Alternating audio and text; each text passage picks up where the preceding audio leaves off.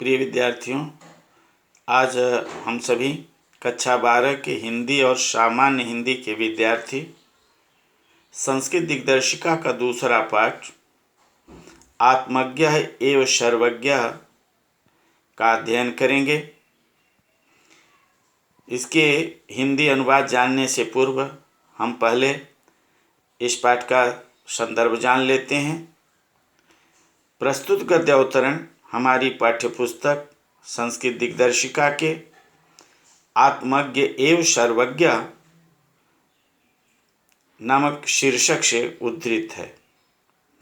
पहला पैराग्राफ आप देखिए। याज्ञवल्क्य को मैत्रेयीम उवाच से लेकर उवाच नेति तक। इसमें कुछ क्लिष्ट शब्द हैं जिनका आप हिंदी समझ लें। उद्यास्यन अस्मि, ऊपर जाने वाला हूँ। अस्मात् स्थानात्, इस स्थान से। विच्छेदम, बंटवारा।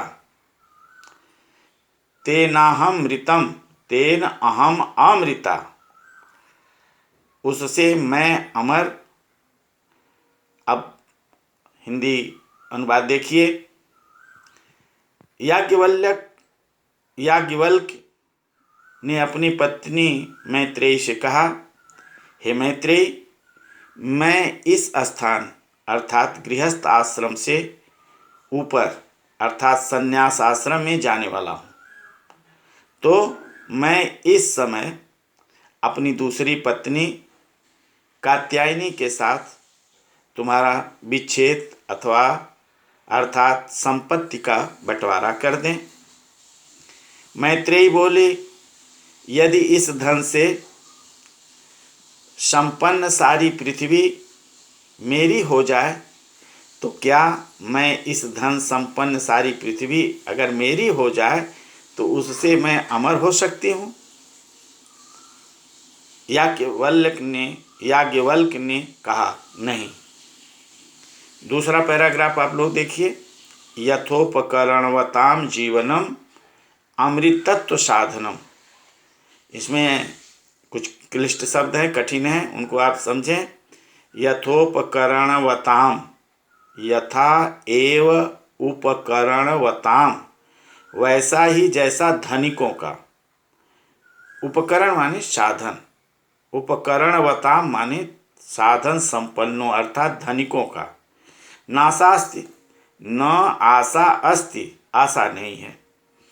अब हिंदी अनुवाद देखिए। जैसा साधन संपन्नों का जीवन होता है वैसा ही तुम्हारा भी जीवन होगा। धन से अमरता की आशा नहीं है। जैसे सभी धनवान लोगों का अध्यात्म की ओर से ध्यान नहीं रहता है वैसे ही तुम हो जाओगी। तब मैत्रेयी ने कहा, जिससे मैं अमर न हो सकूं उसे लेकर मैं क्या करूंगी? भगवान, जो केवल अमरता का साधन जानते हो वहीं मुझे आप बताएं। याज्ञवल्क्य बोले, तुम मेरी प्रिया हो और इस समय तुम प्रिय बोल रही हो, अच्छी लगने वाली बात कह रही हो। आ बैठ, तुमसे अमृतत्व या अमरता प्राप्ति के साधन की व्याख्या करता हूँ। अगला पैराग्राफ आप लोग ध्यान से देखें। याज्ञवल्क्य उवाच से लेकर सर्वप्रियम भवति। इसमें एक शब्द आया है कामाय। कामाय माने कामना के लिए अर्थात इच्छा पूर्ति के लिए। दूसरा क्लिष्ट शब्द है निधिस्यासितव्य, ध्यान करने योग।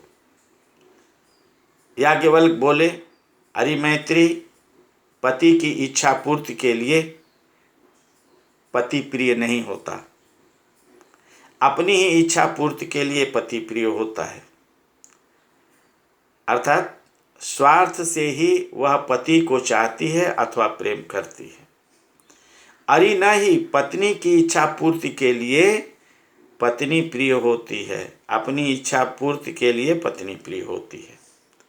न ही अरे पुत्र या धन की कामना से पुत्र या धन प्रिय होता है, बल्कि अपनी ही कामना पूर्ति के लिए पुत्र या धन प्रिय होता है। न ही सभी की कामना के लिए सभी प्रिय होते हैं। इसका मतलब ये हुआ कि मनुष्य कुछ भी कामना इस संसार में करता है वह दूसरों के सुख के लिए नहीं करता, अपितु वह केवल अपनी आत्मा की तृप्ति के लिए, अपने सुख के लिए ही करता है।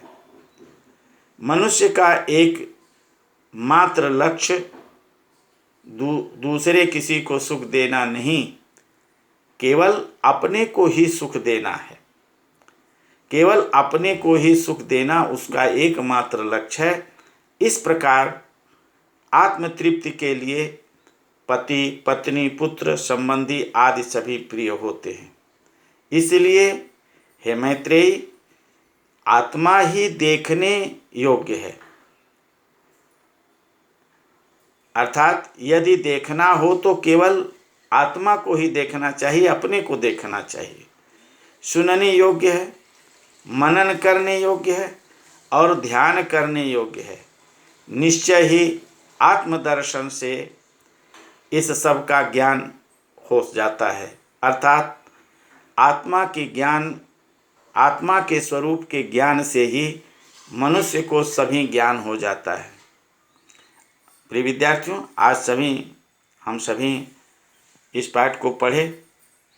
आपको कहीं कोई समस्या हो तो मेरे चैनल के कमेंट बॉक्स में अपनी समस्या को, जिज्ञासा को भेजें, उसका समाधान प्रस्तुत करूंगा। जहाँ कहीं भी कोई विषय से संबंधित आपको जानकारी चाहिए, आप मेरे फेसबुक ग्रुप में और यूट्यूब के चैनल पर आप देख ही रहे हैं, और व्हाट्सएप ग्रुप में भी आप अपनी जिज्ञासा को, विषय की जानकारी आप प्राप्त कर सकते हैं। मुझे फ़ोन करके भी अपनी समस्याओं का, जिज्ञासाओं का समाधान प्राप्त कर सकते हैं। मैं दूसरे अगले वीडियो में अगला पाठ लेकर के आपसे जुड़ूंगा।